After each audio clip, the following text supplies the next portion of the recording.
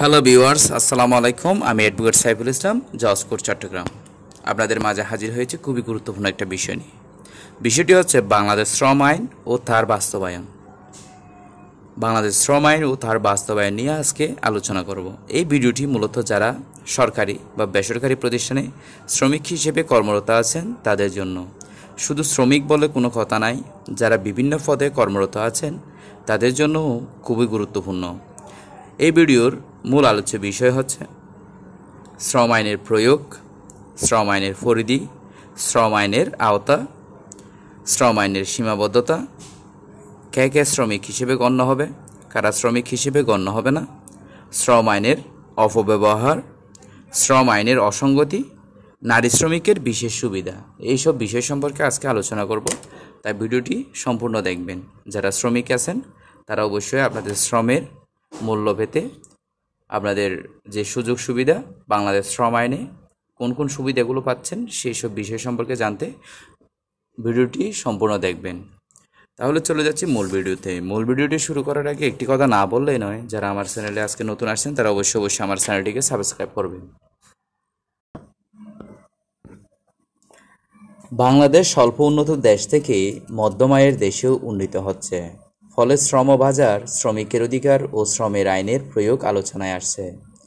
বিশেষত ইউরোপের বাজারে রপ্তানির ক্ষেত্রে যে জিএসপির আওতায় বিদ্যমান শুল্কমুক্ত সুবিধা মধ্যম আয়ের দেশে উন্নীত হলে তা বজায় থাকবে না, তখন জিএসপি প্লাস প্রযোজ্য হবে। আর তা পেতে হলে মানবাধিকার, শ্রম অধিকার এবং পরিবেশ ও টেকসই উন্নয়নের ক্ষেত্রে দৃশ্যমান অগ্রগতি দেখাতে হবে। আমরা তার জন্য সময় পাব 2027 সাল পর্যন্ত।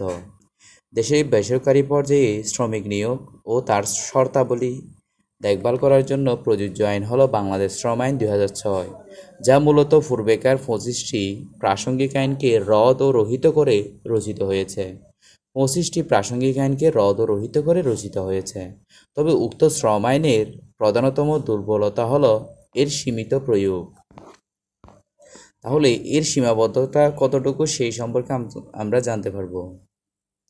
দেশের অপ্রাতিষ্ঠানিক খাতে অধিকাংশ শ্রমিক নিয়োজিত। অপ্রাতিষ্ঠানিক খাতে নিয়োজিত শ্রমিক, কৃষি খামার যেখানে 5 জনের কম শ্রমিক নিয়োজিত, এবং গৃহকর্মীরা শ্রমিক বা শ্রম আইনের আওতার বাইরে। শ্রমিক অধিকার নিয়ে যারা কাজ করেন তাদের মধ্যে দেশের মোট শ্রমিকের সংখ্যা প্রায় 6.5 কোটি। তার মধ্যে শতকরা প্রায় 10 থেকে 15% শ্রম আইনের আওতায়। দেশে যে রপ্তানি প্রক্রিয়াকরণ এলাকা ইপিজেড রয়েছে তার জন্য রয়েছে আলাদা আইন, যাতে নানান সীমাবদ্ধতা রয়েছে। একই আইন বিশেষ রপ্তানি প্রক্রিয়াকরণ এলাকায়ও প্রযোজ্য হচ্ছে। তাই শ্রম আইনের প্রয়োগের ব্যাপ্তি বাড়ানোর সময়ের দাবি। তা না হলে যারা অপ্রাতিষ্ঠানিক খাতে কিংবা গৃহকর্মে নিয়োজিত তাদের জন্য আলাদা আইন করা দরকার। একই সঙ্গে বিদ্যমান শ্রম আইনে নানা অসঙ্গতি ও অস্পষ্টতা রয়েছে, আর যা আছে তারও প্রয়োগ না হওয়া বড় বিষয়। শ্রম আইন বাস্তবায়ন ও তার প্রয়োগের ক্ষেত্রে বড় ভূমিকা সংশ্লিষ্ট মালিকপক্ষ বা নিয়োগকারীরা, যেমন সংশ্লিষ্ট শ্রমিক নিয়োগ ও তার চাকরির শর্তাবলী নির্ধারণ ও পালন। এর মধ্যে রয়েছে নিয়োগপত্র প্রদান, আইন নির্ধারিত কর্মঘণ্টা পালন, ছুটি মঞ্জুর, মজুরি পরিশোধ, পেশাগত স্বাস্থ্য নিরাপত্তা নিশ্চিতকরণ, দুর্ঘটনাজনিত ক্ষতিপূরণ, চাকরি অবসানে আইন নির্ধারিত ক্ষতিপূরণ তথা সার্ভিস বেনিফিট প্রদান প্রভৃতি। আর নারী শ্রমিক হলে তার জন্য কর্মক্ষেত্রে হয়রানি প্রতিরোধ এবং প্রসূতিকালীন ছুটি ও সুবিধাদি প্রদান। উল্লিখিত বিষয়সমূহ বাস্তবায়িত না হওয়ার পেছনে অন্যতম কারণ হল সংশ্লিষ্ট বাস্তবায়নকারী, নিয়োগকারী অনীহা এবং সংশ্লিষ্ট সরকারি তদারককারী সংস্থার দুর্বলতা। শ্রম আইনের ক্ষেত্রে তদারককারী সংস্থা হল সরকারের কলকারখানা ও প্রতিষ্ঠান পরিদর্শন অধিদপ্তর। আর সংশ্লিষ্ট প্রতিষ্ঠান বা কারখানার ট্রেড ইউনিয়ন থাকলে এবং অংশগ্রহণকারী কমিটি ও ভবিষ্যৎ তহবিল ব্যবস্থাপনা প্রভৃতির ক্ষেত্রে শ্রম অধিদপ্তরের ভূমিকা রয়েছে। বিদ্যমান শ্রম আইনের সীমাবদ্ধতার মধ্যে উল্লেখযোগ্য হল শ্রমিক ও মজুরির সংজ্ঞা, প্রসূতিকালীন ছুটি ও সুবিধাদির ক্ষেত্রে পরস্পর বিরোধী বিধান, 2 ধারা 34 উপধারা ও 48 ধারা, প্রসূতিকালীন সুবিধা ও চা বাগানে নিয়োজিত শ্রমিক সহ কতিপয় ক্ষেত্রে বৈষম্যমূলক বিধান, একই বিষয়ে একই আইনের বিভিন্ন ধারা ও অধ্যায়ের মধ্যে সমন্বয়হীনতা প্রভৃতি। শ্রম আইনের শ্রমিকের যে সংজ্ঞা তা খুবই ব্যাপক ও বিস্তৃত। আবার একই সঙ্গে শর্তারোপ করে তাকে সীমিত করা হয়েছে। যেমন বলা হয়েছে, কোনো ব্যক্তি প্রধানত প্রশাসনিক, তদারকিমূলক কিংবা ব্যবস্থাপনামূলক কাজে নিয়োজিত থাকলে শ্রমিক সংজ্ঞার আওতায় পড়বেন না। তবে এই ক্ষেত্রে কোনো মানদণ্ড না দেওয়ায় উক্ত সংজ্ঞাকে মূলত নিয়োগকারীর পক্ষে অপব্যবহার করার সুযোগ রয়েছে। একই সঙ্গে যিনি শ্রমিক সংজ্ঞার আওতায় পড়বেন না, তার নিয়োগ ও চাকরির শর্তাবলী কোন আইন বলে নির্ধারিত হবে সেই বিষয়ে সুস্পষ্ট কোনো বিধান শ্রম আইন বা বিধিমালায় উল্লেখ নেই।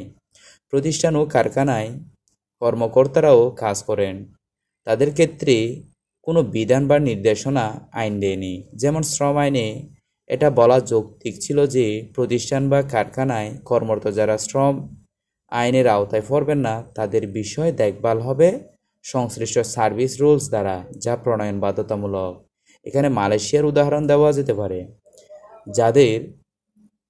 তাদের আইনের বিধান হলো মজুরির বিনিময়ে কর্মে নিয়োজিত সকলেই কর্মচারী এমপ্লয়ি এবং তারা সার্ভিস বেনিফিট সহ চাকরিজনিত সকল সুবিধা পাবেন।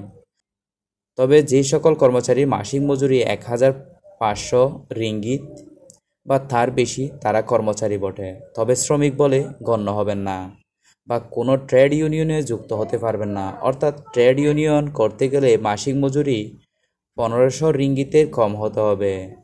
আমাদের শ্রম আইনের ২৪৫ ও ১২০ ধারায় মজুরির যে সংজ্ঞা দেওয়া হয়েছে তাকে বাস্তবতার নিরিখে পরিমার্জনের সুযোগ রয়েছে। বিদ্যমান সংজ্ঞায় প্রসূতিকালীন সুবিধা নির্ধারণে জটিলতা হচ্ছে, বিশেষত করোনাজনিত কিংবা কোনো অস্বাভাবিক পরিস্থিতিতে নারী শ্রমিকের ক্ষেত্রে প্রসূতিকালীন মজুরিসহ ছুটি এবং সুবিধা কীভাবে নির্ণীত হবে তার জন্য আরও সুস্পষ্ট বিধান দরকার। ২৩৪ ও ৪৮ ধারায় এই ক্ষেত্রে একটি বৈষম্যের বিষয় হলো ২০১৮ সনের সংশোধনীর মাধ্যমে যুক্ত করা হয়েছে যে কোনো নারী শ্রমিক নির্ধারিত প্রসূতিকালীন ছুটিতে যাওয়ার নির্ধারিত তারিখের পূর্বে গর্ভপাত হলে তিনি প্রসূতি কল্যাণ সুবিধা পাবেন না। সংশোধিত ধারায় বলা হয়েছে, তবে তিনি স্বাস্থ্যগত কারণে ছুটির প্রয়োজন হইলে তিনি তাহা ভোগ করিতে পারিবেন ৪৭ ধারা। কিন্তু উক্ত বিধানে এটি বলা হয়নি যে স্বাস্থ্যগত কারণে ছুটি কি মজুরি সহ হবে নাকি মজুরিবিহীন হবে। বাস্তবতা হলো উক্ত ছুটিকে নৈমিত্তিক ছুটি ১১৫ ধারা, ফিডা ছুটি ১১৬ ধারা এবং মজুরি সহ বাৎসরিক ছুটির ১১৭ ধারা সঙ্গে সমন্বয় করা হচ্ছে, যা আইনের ৪৭ ধারার উদ্দেশ্যের সঙ্গে সামঞ্জস্যপূর্ণ নয় এবং সংশ্লিষ্ট নারী শ্রমিক ক্ষতিগ্রস্ত হচ্ছেন। আরেকটি বিষয়, বেসরকারি ক্ষেত্রে শ্রম আইনের বিধান মতে প্রসূতিকালীন ছুটি হলো ১৬ সপ্তাহ, যা সরকারি কর্মচারীদের ক্ষেত্রে ৬ মাস বা ২৪ সপ্তাহ। একই দেশে দুই বিধান বৈষম্যমূলক এবং সংবিধানের ২৭ ও ২৮ অনুচ্ছেদের পরিপন্থী। প্রসূতিকালীন ছুটির ক্ষেত্রে হাসপাতালের ও চিকিৎসা ব্যয়সহ জটিলতা ভেদে আরও কিছু সুবিধাদি যুক্ত করা দরকার। আরেকটি গুরুত্বপূর্ণ বিষয় হলো শ্রম আইনে নারী শ্রমিকের নিয়োগ ও চাকরির শর্তাবলী নিয়ে আলাদা কোনো বিধান নেই, যা থাকা দরকার। এছাড়াও আইনের উদ্দেশ্য লিঙ্গ সমতা, জেন্ডার ও তার প্রসার বিষয়ে সুস্পষ্ট বিধান যুক্ত করা দরকার। আইনে ব্যবহৃত মহিলা শ্রমিকের বদলে নারী শ্রমিক বলে পরিবর্তিত হওয়া দরকার। কর্মক্ষেত্রে নারীর যৌন হয়রানি প্রতিরোধ ও প্রতিকারের সুস্পষ্ট বিধান নিয়ে মাননীয় হাইকোর্ট বিভাগে ২০০৯ সনে যে নির্দেশনা এক রিট পিটিশনে রায়ে দিয়েছিলেন তার দৃশ্যমান বাস্তবায়ন দীর্ঘ এক যুগও করা হয়নি কোনো আলাদা আইন কিংবা বিদ্যমান শ্রম আইনে কোনো পৃথক অধ্যায় বা ধারা, যা করা এখন সময়ের দাবি। কর্মক্ষেত্রে নারীর প্রতি যৌন হয়রানিকে এক এক দেশ এক একভাবে মোকাবিলা করছে।